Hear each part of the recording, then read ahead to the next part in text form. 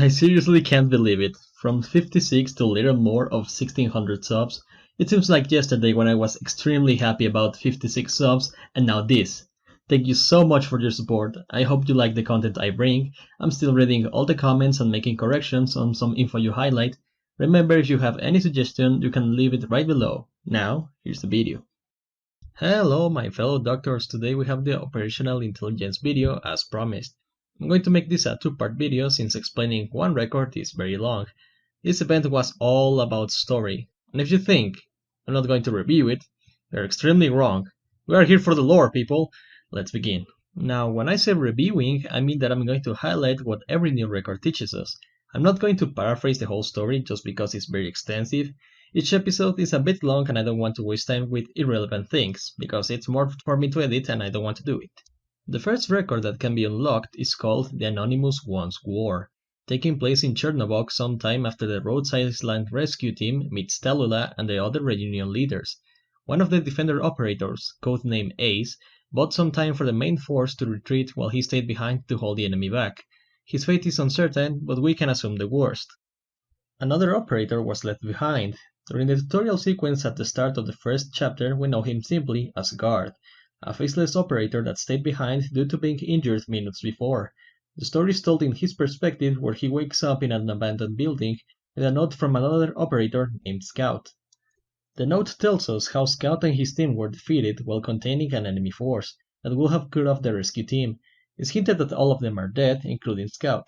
His ideas of leaving the Doctor alone and not making him suffer even more are described in the letter. This teaches us an important thing. Rhodes Island has been fighting forces other than Reunion. The Doctor was in the front lines much as how he does now. He has suffered defeat and lost friends before, but this is never mentioned since the Doctor now has amnesia. The title of this record may be referencing all the operators whom we never even remember the names of. A lot of them have died, not only to retrieve the Doctor, but to fight for the ideals they believe in. But this is not all. Guard also hears the conversation between Helagur, a very soon-to-be operator, and a new reunion leader known as Patriot. They talk about their past and how both used to fight together. Now the ideals of both have a light difference. Patriot believes in fighting for his people, even as they cast him aside for being infected, while Helagur thinks what Rhodes Island does is right and will visit them soon to ask for their help in the war to come. And this is just the first record, we have even more to look at. The next record is called Destroyer, featuring the event's welfare operator Flamebringer. That record shows us how both Flamebringer and Reunion's leader W meet each other in the city of Chernobog.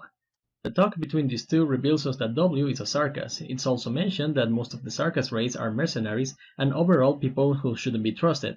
Oh, also both were in the same mercenary team before. According to Flamebringer, Reunion is not a big movement.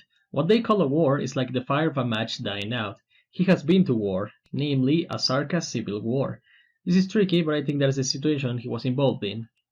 Flamebringer jokes about wanting to fight Tallulah. W tells him that her powers are way too intense for even someone like him. After offering him the position of leader of the Sarkas mercenaries, Flamebringer makes the decision of joining Rhodes Island in order to meet the Doctor. W tries to stop him via lethal force, but nothing happens in the end. Next thing we know is that Flamebringer has been recruited by Rhodes Island. When he meets the Doctor, he only says, "I never should have doubted you, W." Now, if something hasn't made a click for you, I'll tell you.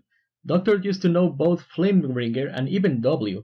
She told him that the Doctor had amnesia and he didn't believe her, but when Doctor didn't recognize him, then he realized W was telling the truth. Next we have the record named Sniper Training. This one is more easy to explain. Liskarm is training Jessica, and in the explaining we know how weapons work in this world. For what we can take out of this, original arts are used in bullet-based weapons. As for crossbows, they work with physics just like the real world. As we know, Blacksteel is allied with Rhodes Island. They manufacture a special kind of bullet that becomes deadlier with the use of arts.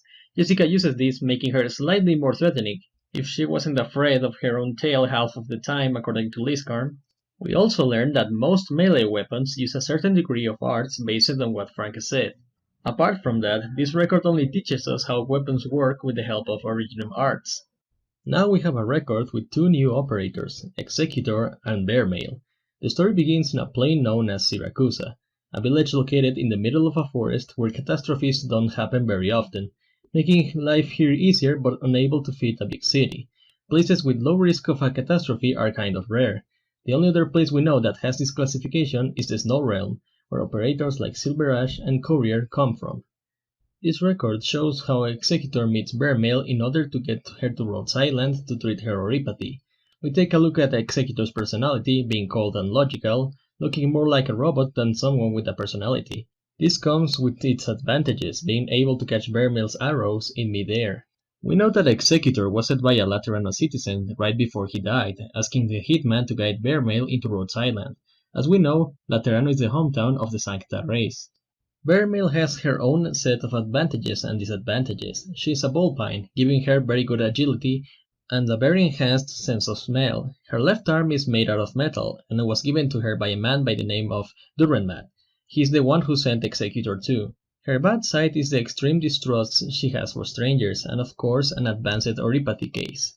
In the end, we know that Bearmail has a revenge against Ursus. This faction in particular makes their citizens work on the original mines and then cast away the infected.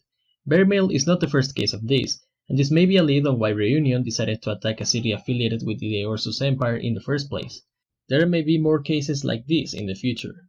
Anyway, that's going to be it for part 1, come back for the last 3 records in the next video. If you want to know how to be a part of the next few lore explanations, be sure to stay tuned. As always, thanks for watching, I hope you enjoyed it, like the video if you think it's that good, subscribe for more videos about your favorite tower defense game, stay safe, and I'll see you doctors in the next one. Bye bye.